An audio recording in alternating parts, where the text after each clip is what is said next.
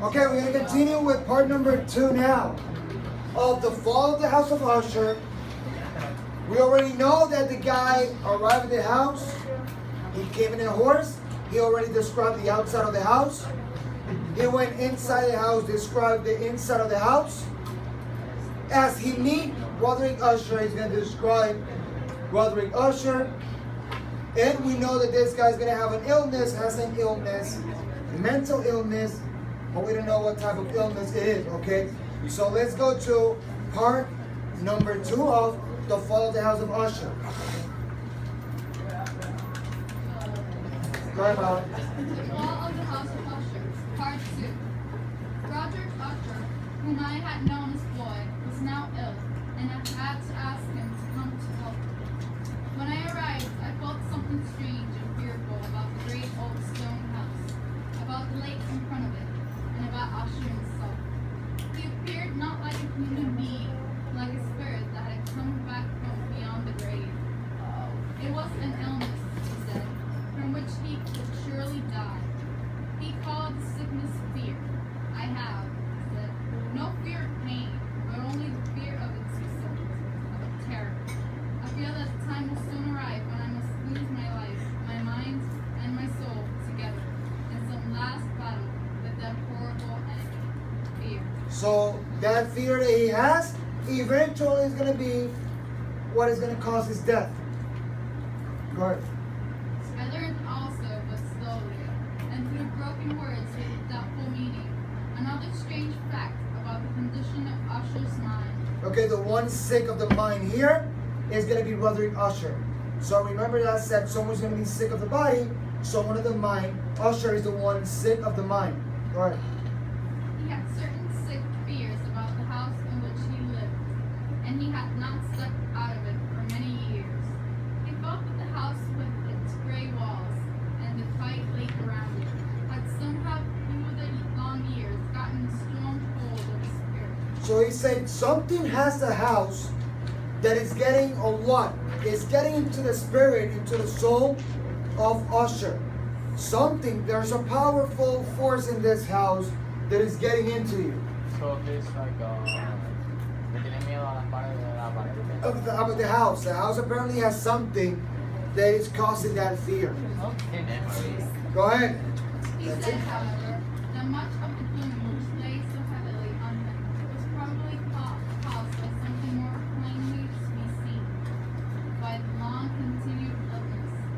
Indeed, the coming death of a dearly loved sister, his only company for many years. So this guy is worried about the death of who? Her sister.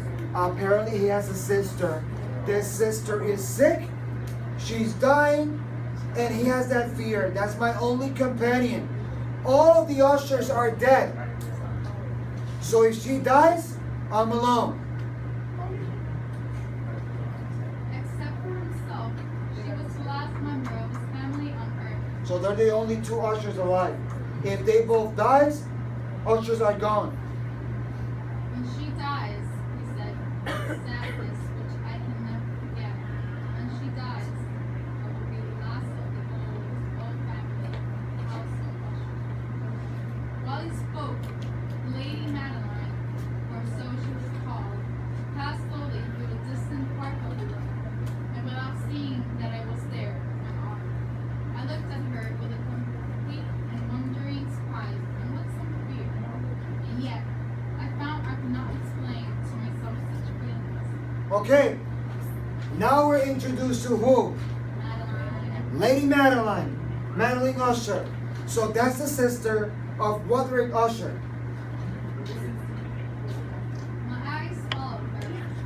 When she came to a door and it closed behind her, my eyes turned to the face of her brother. But he had put his face in his hands, and I could see only that the thin fingers through which his tears were flowing were whiter than even before. The illness of the Lady Madeline had long been beyond the help of her doctors.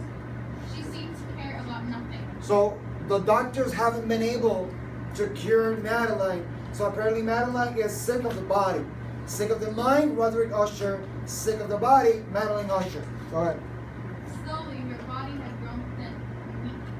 Often, for a short period, she would fall into sleep like the sleep of the dead.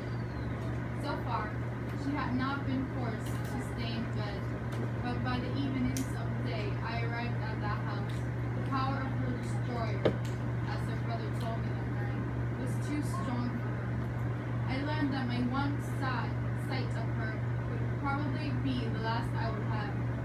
That lady, at least while living, seen by me no more. So what he's saying right here, I saw Madeline, she doesn't look good. So probably this could be the last time that I'm going to be able to see her.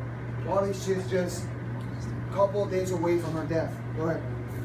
For several days following, her name was not spoken by either Usher or myself, and during this period, I was busy with efforts to lift my friend out of his sadness and grief. We painted and read together, or listened, as if in a dream, to the wild music he played.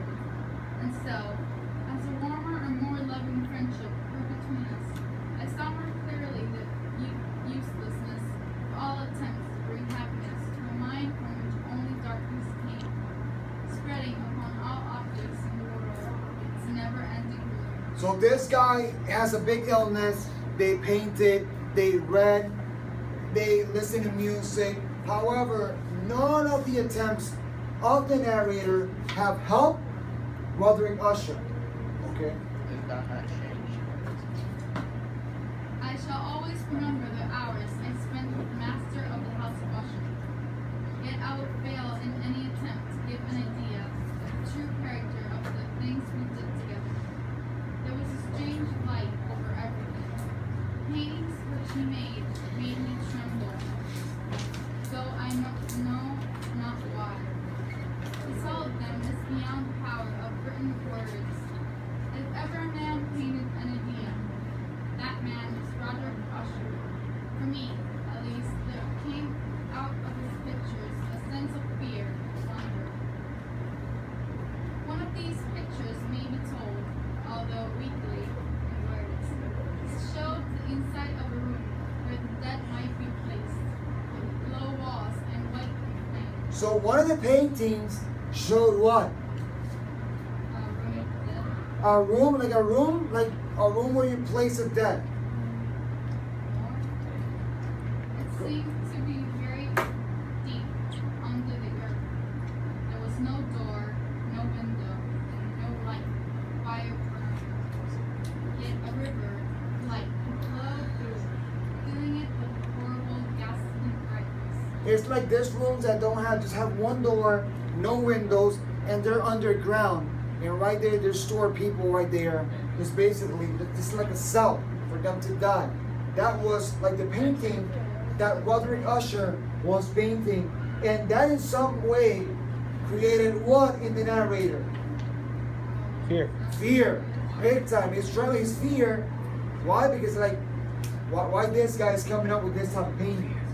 Right. I've spoken of that sickly condition of the senses, which made most music painful for Usher to hear. The notes he could listen to with pleasure were very few, and was this fact, perhaps, that made the music he played so different from most music. But the wild beauty of his playing cannot be explained. The words of one of the songs, called the Haunted Palace, I have easily remembered. In it, I thought I saw, for the first time, the Usher knew very well that his mind was speaking. Very important. Today I'm going to be uploading the vocabulary of Edgar Allan Poe and the stories that we're going to be covering. Plus, four stories. No. The vocabulary, I don't know, like 17 words. Yes. Okay. And also, I'm going to upload this song, The Haunted Palace. So you guys could download it and bring it, okay? Go ahead. We're going to discuss By a that. portfolio. Yeah. This song told a great house where a king lived, a palace, in a green valley where all was light, color, and beauty.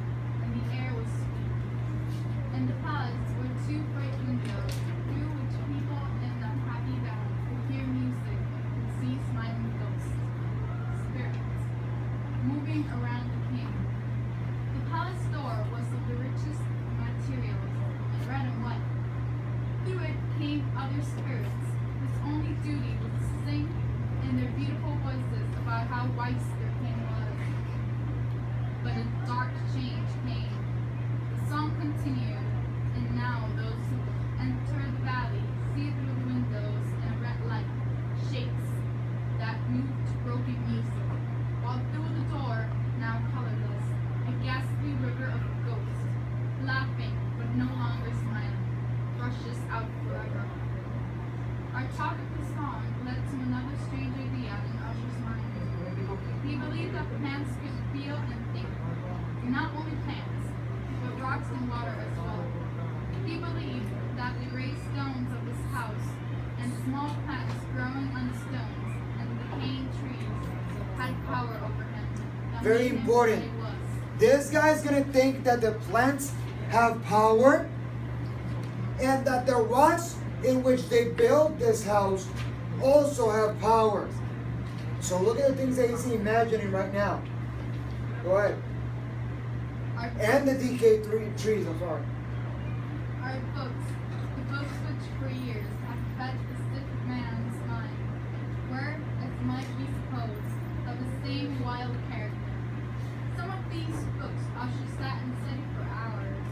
His chief delight was found in reading one very old book, written for some forgotten church, telling of the watch over the dead. Very important. That book telling watch over the dead. Pay attention to the dead. Very important. At last, one evening, he told me that the Lady Madeline was alive no more. He said he was going to keep her body for the time in one of the many vaults inside the walls of the building. Okay, so this guy's gonna come up to the narrator and he's gonna say, well, my sister is dead. However, I'm thinking about keeping her body downstairs. Okay. Keep her body. I'm gonna keep the body downstairs, okay? I'm gonna keep it. Go ahead. The worldly reason he gave for this was one which I felt I had to agree.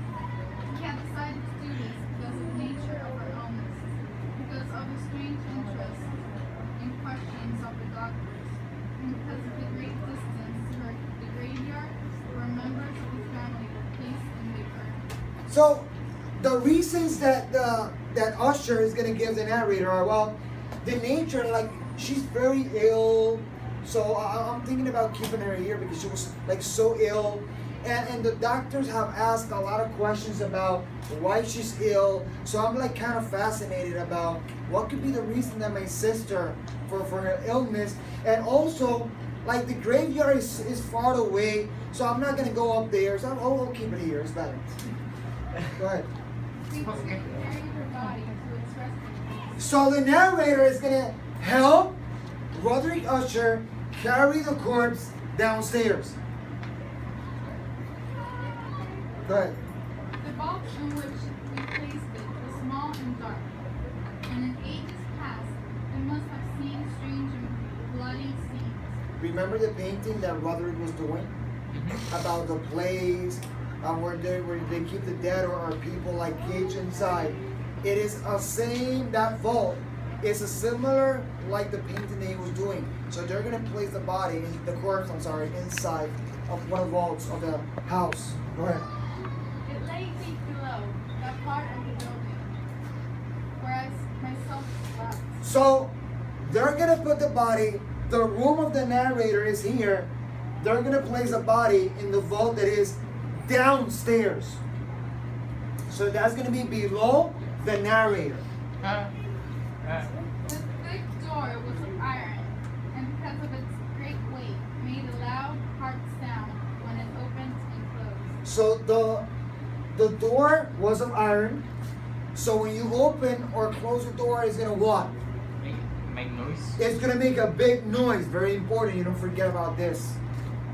As we placed the Lady Madeline in this room of horror, I saw for the first time the great likeness between brother and sister. And Usher told me then that they were twins. They had been born on the same day. So it is said that they're what? They're twins. they were born the same day. So apparently the two brothers are they're twins. Okay, go ahead. For that reason, the understanding between them had always been great, and the tie that held them together was very strong. So apparently that is the reason why they were so bound to each other, so close.